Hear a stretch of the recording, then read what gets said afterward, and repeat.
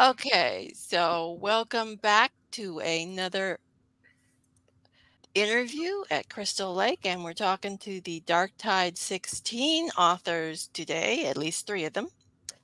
The Dark Tide 16 book is called PsychoActive, and we're going to let them introduce themselves, and I'll start with Ryan. Take it away. All right, I'm Ryan C. Thomas. I guess I'm most known for being the author of The Summer I Died, and now hopefully Love's a Monstrous Death. And yeah, I'm just excited to talk about writing. Okay, Anthony? Yeah, Anthony Trevino. I guess I'm most known now for being Ryden's sidekick. And yeah, I'm just happy to be here. I have firmly gripped onto his coattails. Always a good plan. Anyway, But you're okay. right. Cody? Way to go, Ward Dick Grayson. Yeah, I'm Cody Goodfellow. Thanks, Dad. Author of 9 novels, almost as many collections, and almost as many short stories. Yeah, I'm always up for a psychoactive transformation. So that's how they got me to show up. Yeah, I'm a Libra. I have a radio show called Bionic Exotica, and I'm most well known as the Amish farmer from the Days Inn commercials circa 2016, 2017. That's right. If you watched a lot of football. Did I ever tell you that I saw that commercial? I was on the treadmill at the gym, and I looked up, and I went, "No fucking way!" And I stopped the treadmill. And it's just you in the beard. And my day was made. Yeah, and you never went to the gym again, did you? Nope. Ruined it. All right, I did something for you. Okay, so how did you all get involved in this project? Ryan? Well, I guess, yeah, I sort of spearheaded it. Joe reached out to me and said, would I like to do a project, and do I know some writers? And I went, fuck yeah, I know some amazing writers, so let's get them on board, and we'll figure it out as we go. It's kind of what we did. So yeah, I called Anthony and Cody, and then Ed, or Cody recommended Ed, so we got Ed on board, and we just kind of went from there. Okay, so why don't you give everybody an overview of what your novella is about? We'll start with Cody this time. Okay, my story, The Secret Eater, is about the psychedelic awakening of a small town in Alaska. And I wanted to pick, like, seemingly the least psychedelic place that you could possibly find, or at least the place that makes the least time for it. Because I think, and I had to balance using the psychoactive role, the substance that warps people's minds, as kind of a double-edged sword at best, because as anybody who knows my work will know, psychedelics have deeply informed my worldview, and mostly for the better. So stupid Marine Corps showing off. Anyway, and I had visited this place, this small town, Palmer, Alaska, just outside of Anchorage, and I was struck by both the raw beauty, but also the way that even the people that live in towns, even the people that live in cities, seem to have very much turned off a sense of an inner life. And it's kind of part of the essence of frontier ruggedness, but also it's kind of a sad aspect of modern life, that these people weren't really in touch with themselves or with the land that they were kind of just trying to claw a living out of. And it seemed like a really right place for a you look for a magic bullet. You know, there's these fantasies when you first experience psychedelics. You start thinking, I can read people's minds. I can see the future. I'm in touch with the collective unconscious and stuff. And playing with ideas like that, these ideas that our brains and our hunger for patterns and meaning and for some sort of magic wand to make us better, to put us in touch with each other. And so that was a really compelling aspect to this story, the mainspring that made it happen. And as Ryan reached out to me and I reached out to Ed Kurtz, this collection was kind of a gaggle of authors in search of a theme, but in one of those odd wrinkles of kismet, each of us, you know, held up our work, and we'd done something very, very, you know, sleazy and mind warping, involving the transformative aspect of, well, or our hunger for transformation, because we're so fucking tired of ourselves. Am I allowed to swear? I'm sorry if there's. Oh, I don't care. And okay. We're not monetized yet, so YouTube can't do anything. So. You're allowed, yeah, you're allowed in our rating. So sorry, dudes. But yeah, it to me was a kind of half a horror, but half a fantasy, because when I look at small town America, which is the staple of horror writing, of horror stories, everything takes place in kind of in a little bottle. Small towns themselves are kind of a horror story, because everybody knows everybody else's business, or thinks they do. And sometimes the only things that define us are the things nobody knows about us. And it's a weird kind of a claustrophobic atmosphere to live in. And I've hogged the mic long enough. Hey, wake up Trevino, make him tell his story. Come on, Wiener Kid, sing your song. I just like listening to you talk. It's great.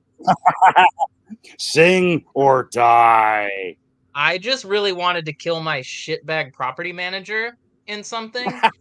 And so Ryan just said, hey, let's do a kind of like sleazy throwback, like early trauma movie about this low-income apartment building that gets infected by a virus that turns everybody into super horny monsters.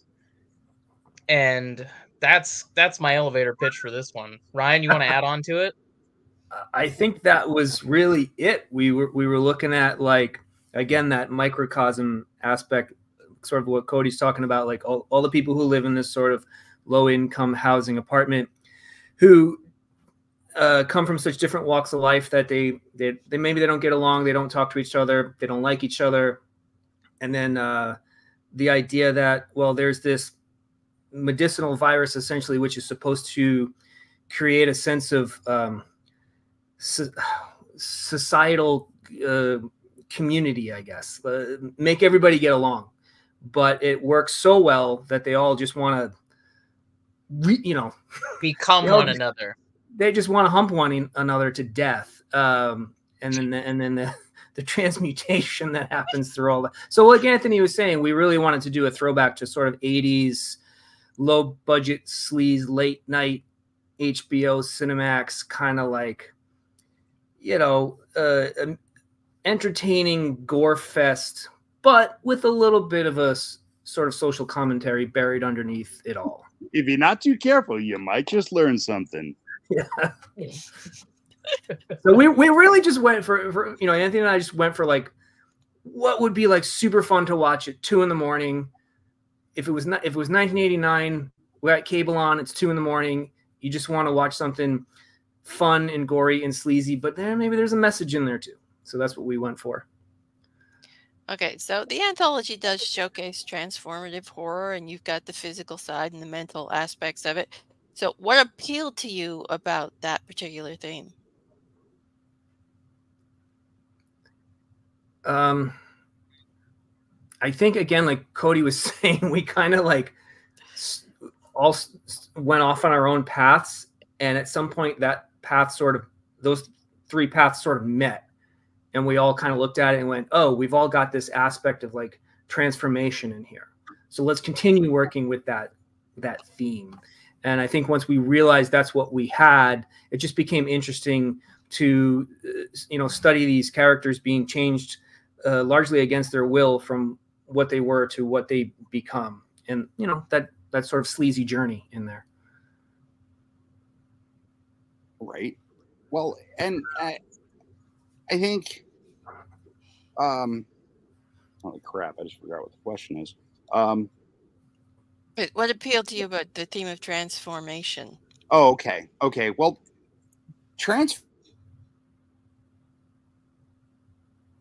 recurring theme in everything I've ever written. I was never drawn to horror because of the fear of death, or the fear of harm or pain, but out of a fascination with, and indeed a hunger for transformation. I came into this through the Greek myths and simple folk stories about werewolves and things, and the idea of the body as a metaphor for the mind, that the illnesses of the mind express themselves in the body. While I recognize this is pure tomfoolery from a purely medical point of view, it's a compelling metaphor that we are intuitively ready for in art and in literature. And when I was a kid, on Cinemax and what have you, it wasn't so much the slasher movies where some people get killed and some people don't.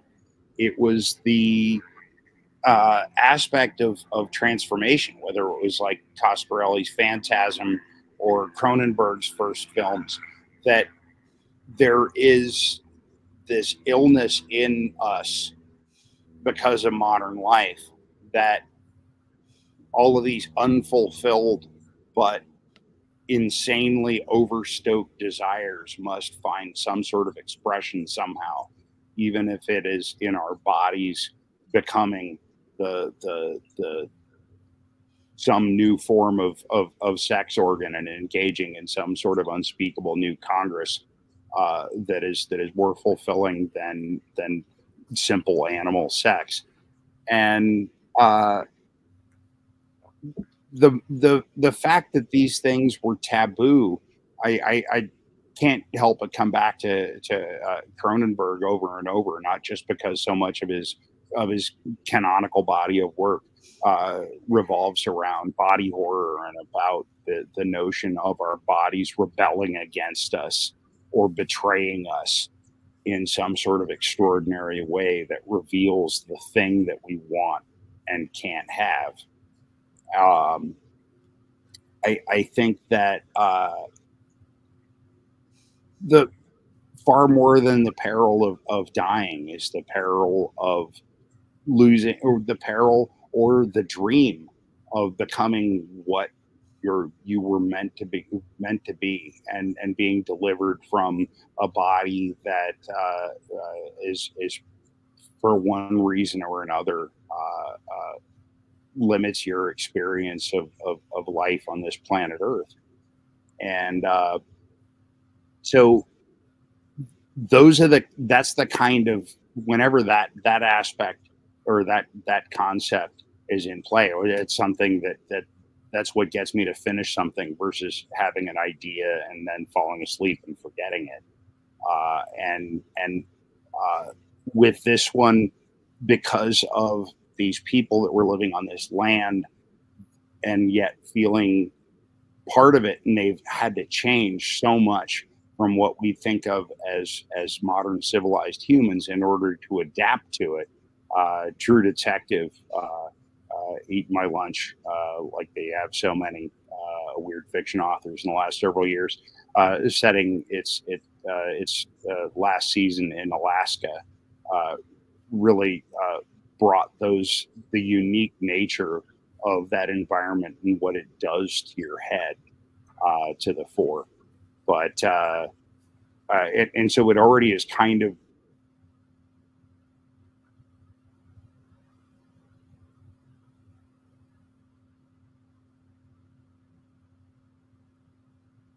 Okay, I think the video froze there. I think we lost Cody. Uh-oh. Oh no! Oh, What? He's back. Oh. He's back. Am I back? But yeah, He's about to give us the secret to immortality, and the internet said nope. I just did. Okay, the Hafishim are here. They're taking me away now. I bid you adieu. All right. So yeah, I'm not sure what you lost there, but I think that it's weird how our fear of transformation just in a couple generations has become a starvation for transformation, because we were going into the end of the 20th century. We're so preoccupied with apocalypse scenarios, with doomsdays, with something killing everybody but us, where everybody could be the Omega Man. And that got boring, and we're still here, and there's still too many of us. So the notion of transforming into something else, whether it's a sexy vampire who hunts vampires, or, you know, a cancer that inhabits everybody and is a group mind and can make them, you know, sing Juice Newton songs in unison. You know, it's weird how horror becomes fantasy, and that's the ground I like to play in. All right, I cede the mic. How's it going? okay. So when you were writing this story, did you balance the physical transformations with the mental transformations, or did you lean into one more than the other? I think for us, we leaned more into the physical transformations, but it was important for me to have at least like one character POV where it is what's happening to his body throughout. So the longer the villain goes through our story, the more and more of his own voice is lost to the parasites. And I'll flip this over to Cody or Ryan, whoever wants to take it. Yeah, no, I think you nailed it. For our story. No, I can't really add much more to that. Great. All right, I'll try and you know, summon some brevity. With mine, it was much more mental, in that as you might think, from a thing called the Secret Eater. Basically, these 5 siblings find themselves unexpectedly inheriting the family hay farm in this valley outside of Palmer, near Anchorage in Alaska. And the farm, the most of the acreage is overrun by this invasive hogweed, which seems like it's the death knell of the farm. But then one of the siblings discovers a way to distill a potable liquor out of this invasive weed, which spreads like wildfire, and they abruptly become moonshiners. And the thing about the substance is that it's almost kind of like DMT, in that it stimulates an entheogenic experience where you believe that you've met God. But it also allows you to see all of the secret things. It allows you to see inside the heads of all of your neighbors. And in so doing, it kind of reveals everybody's little kinks, but it also unifies them. It makes them a little bit more of a hive mind.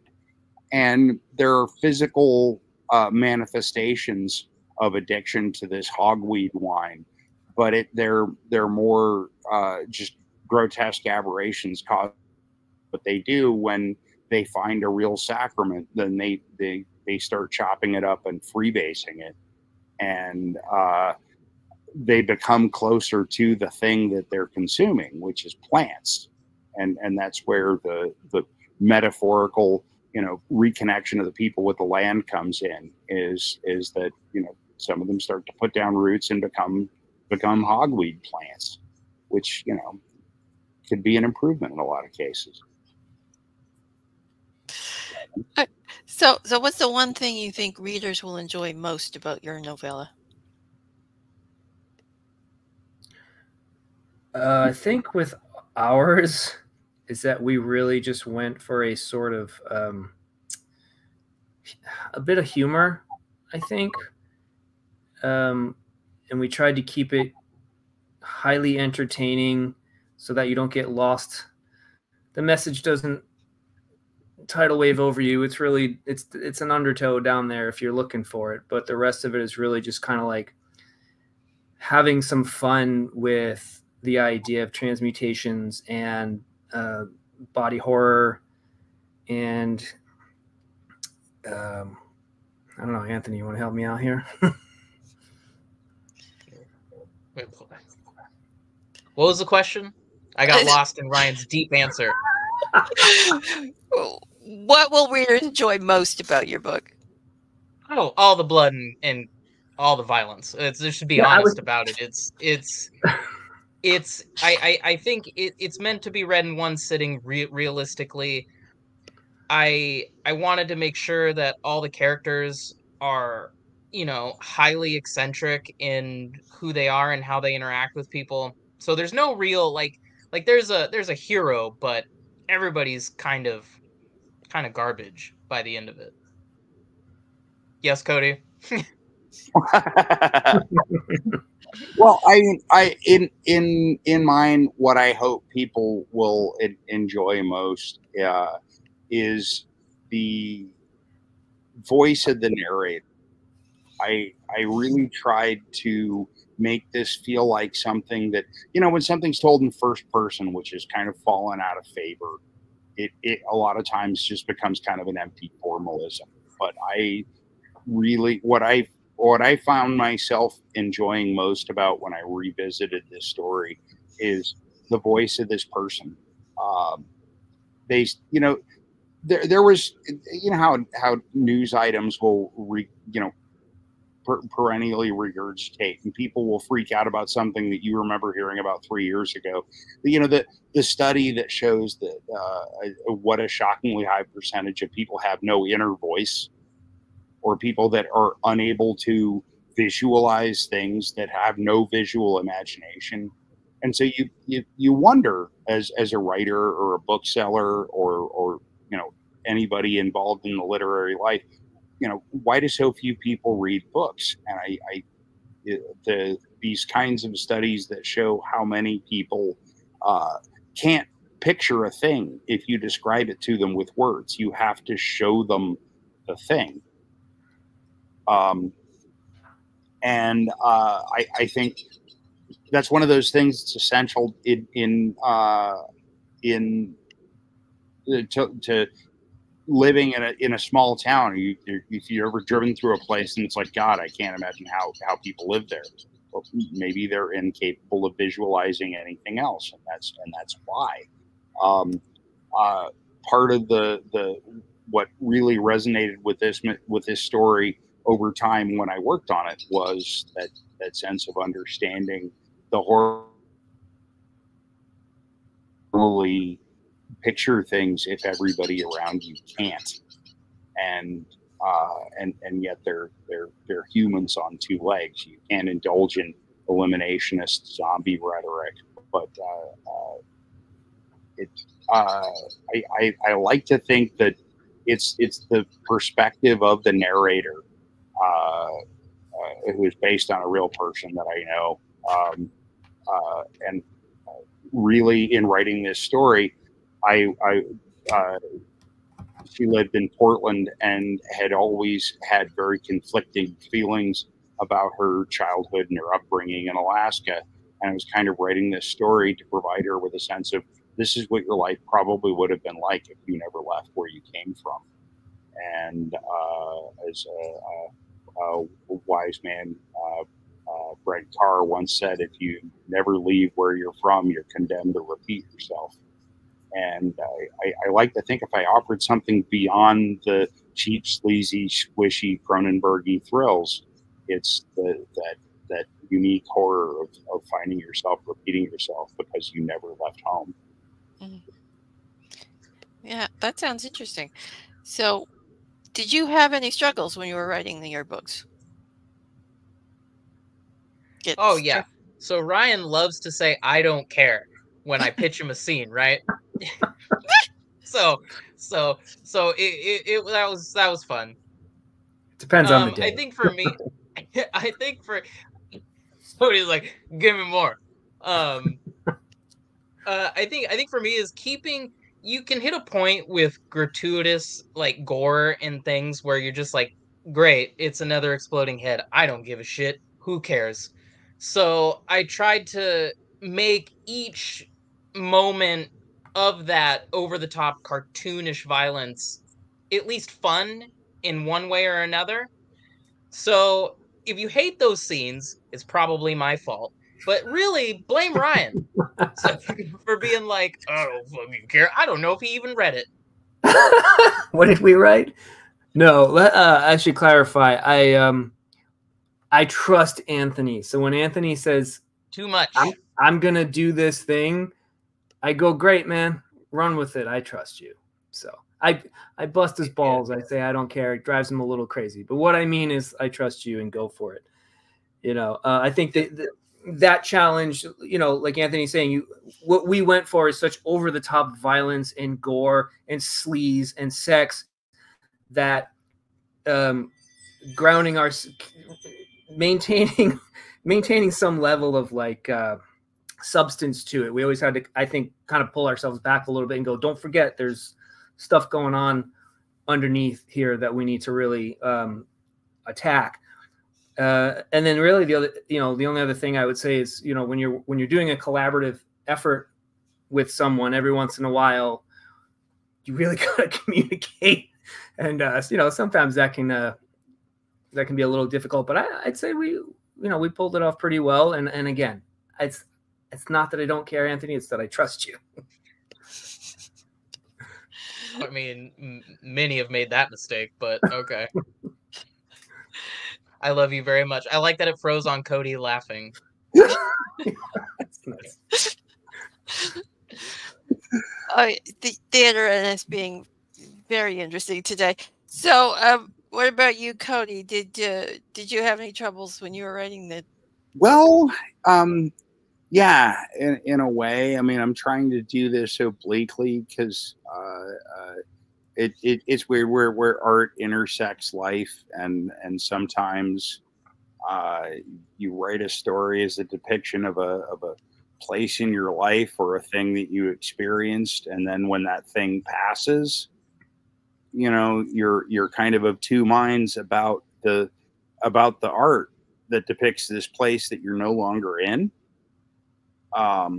And in this case, I went up to Alaska with this woman with whom I was living, and she had very conflicted feelings about going home. She was part of a big family, very strong personalities, a lot of drama.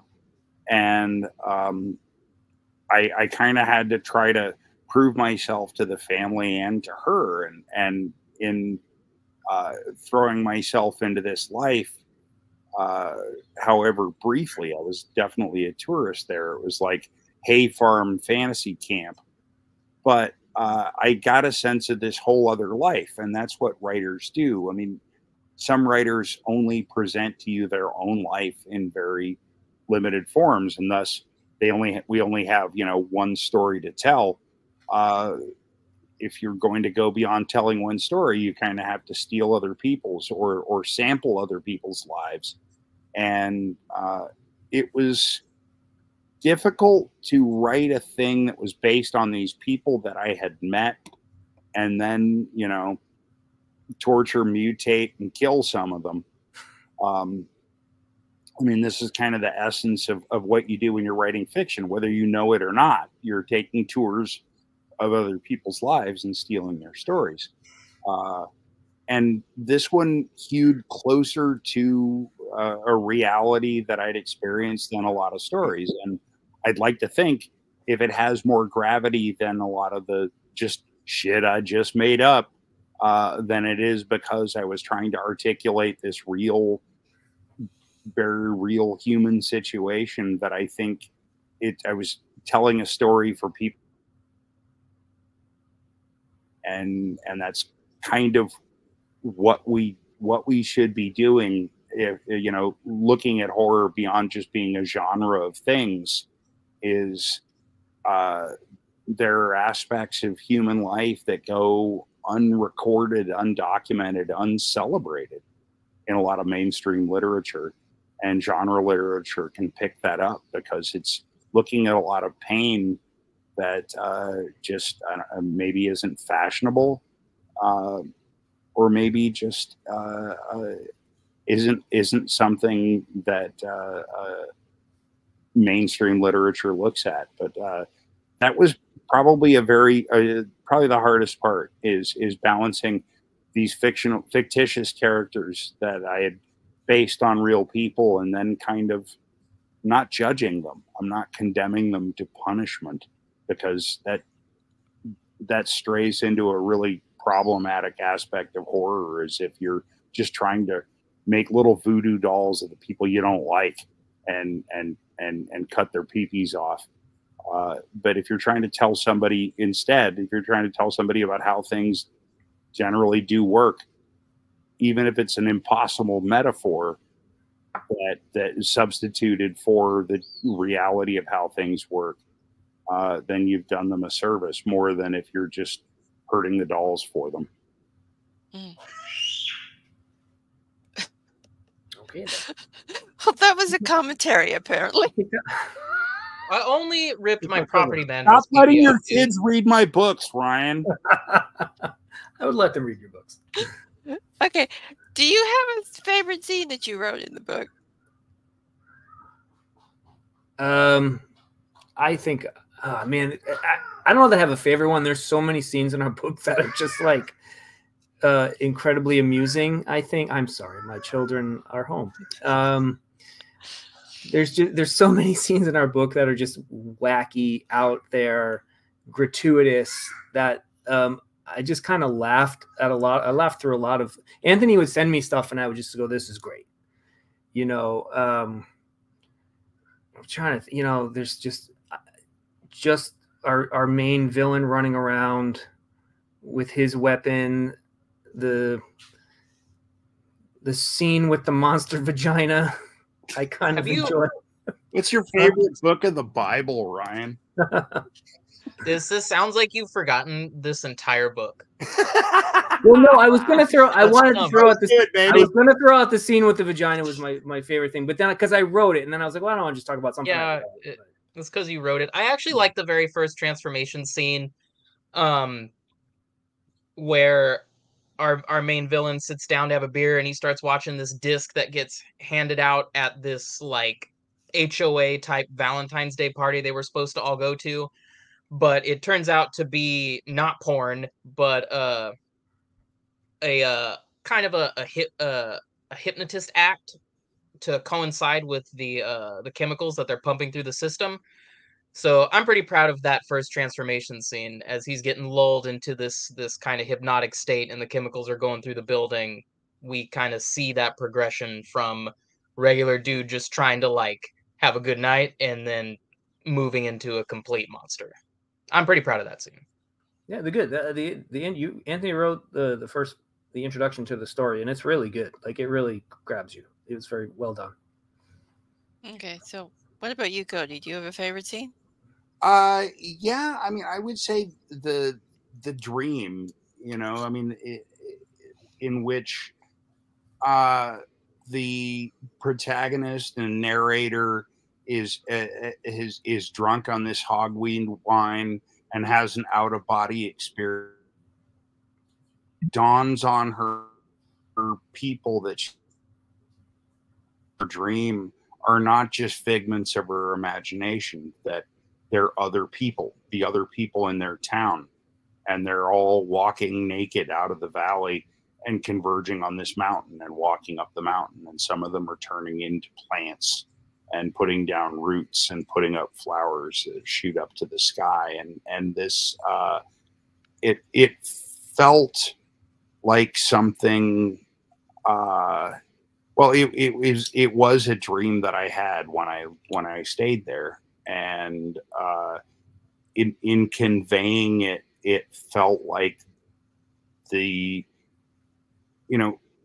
secret place inside each individual actually reaching out and touching each other, and becoming the individual imagination becoming a communal imagination. And if it did anything at all like what I hoped to put into it, what it felt like writing it, I would think that it would balance that sense of horror that prevails through the story. Because I'm not saying it's a hippy dippy woo woo fantasy story. It's pretty damn grimy. But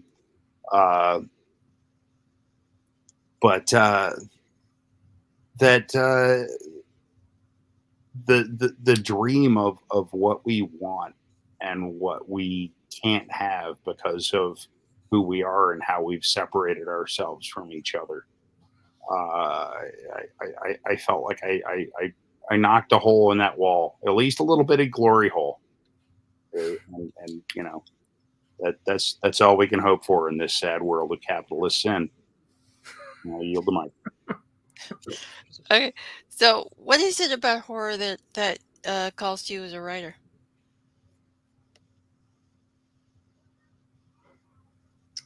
Who, me? Any of you. Okay, horror has always been a way of managing. It has been a way of managing fear of the real world. When I was a little kid and I had night terrors and stuff, my parents were getting divorced. My dad was scary, and life was scary, and I'd wake up and I'd wet the bed and shit. And I was drawn to monster movies. And instead of going to sleep, I would stay up and watch these monster movies. And instead of giving me nightmares, I would have these nightmares, and I realized that the nightmares were like bonus monster movies that my brain was making. And suddenly they stopped being terrifying at all, and instead became fascinating. And they seemed to offer these secret truths about the other face of nature. And it has spoken to me cerebrally, but also viscerally and emotionally throughout my life, and helped me manage the anxiety that would probably otherwise completely consume me. And I think I see that it's more than just art for a lot of people in this community. It's medicine. It helps you deal with the fucking insanity of modern life, of the fact that we're all just these meat baskets with a really limited Wi-Fi network with a really ridiculously outsized ego, just hurtling towards extinction. And so this thing, I feel like, rather than just providing a pure escape, helps you actually confront the very real terrors of existence. And I think it's genuinely soul satisfying. Mm. So what I about find comfort in horror. To kind of jump off of what Cody just said, I find a lot of comfort in horror. I've always identified with monsters. I've always identified with kind of I guess would you call it the other, but I have a distinct memory of one of the earliest memories of me encountering horror is my mom and her boyfriend sitting me down in front of the TV so they could go to the back bedroom, smoke meth and bang.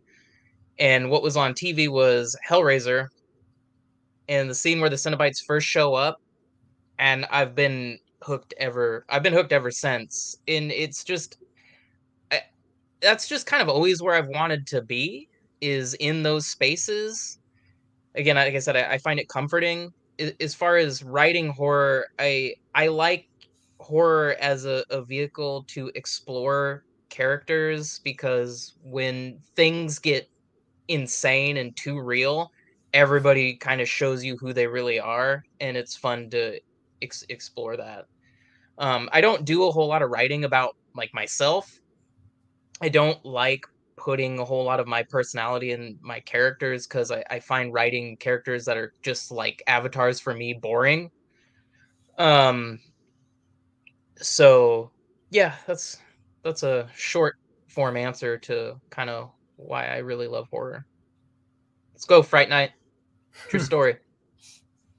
I think for me, aside from it being like this great sandbox that you can play in, where rules don't always have to apply, I think for me it's a great exercise in overcoming fears without having to do it in the real world.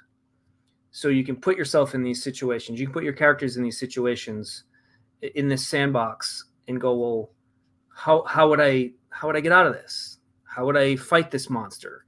What would happen if I was this monster? And so it allows you to sort of play out real world fears in a sort of, metaphorical landscape of your mind on the page. And I just really like playing around with that. I do a lot of that type of stuff in my fiction of what would I do if I was this character and I was in this situation, I would love to go swim with great whites. I'll probably never do it, but I could certainly do it on the page and explore it that way. And I love that writing allows me to do that. So, yeah. And horror allows me to do that. Yeah, that is something I will never do, is go swimming with sharks. So, but sharks, doggos of the sea, they're wonderful. Oh no, I have nothing against sharks. I just will never go swimming with them. Yeah, but that's why we read and watch Jaws, right? Yeah. I would love to go cage diving, to be quite honest. That would be fun.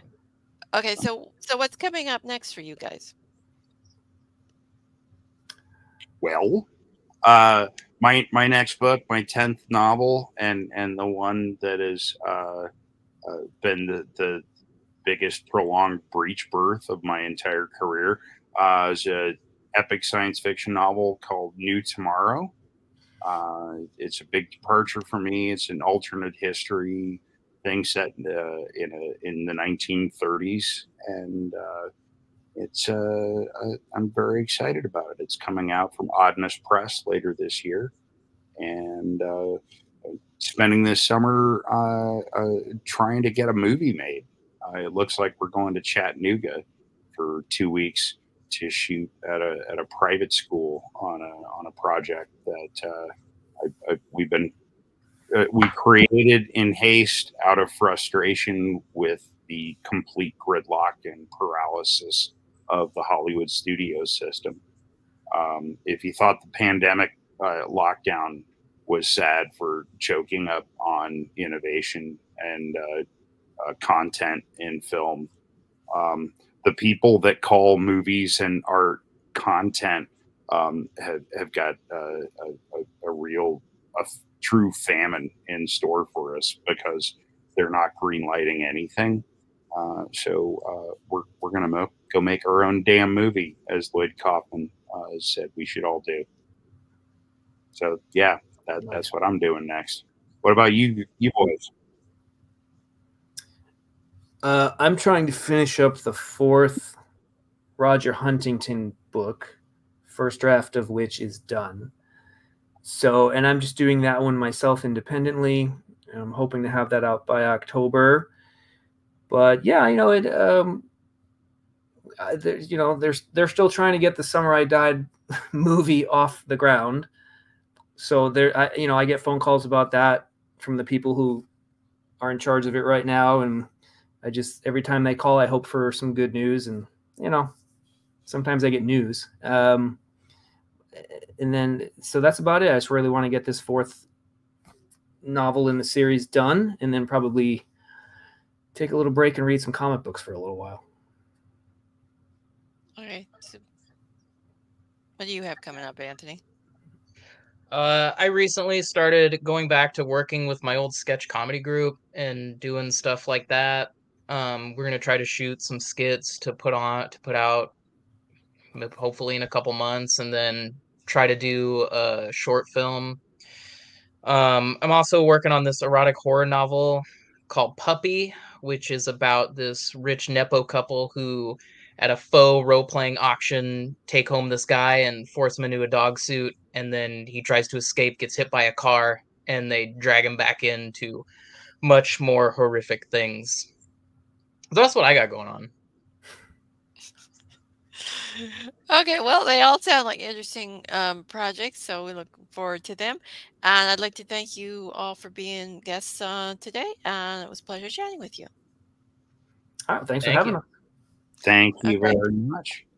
And you can find PsychoActive linked in the description if you want to check it out. And that's all for now. So, bye.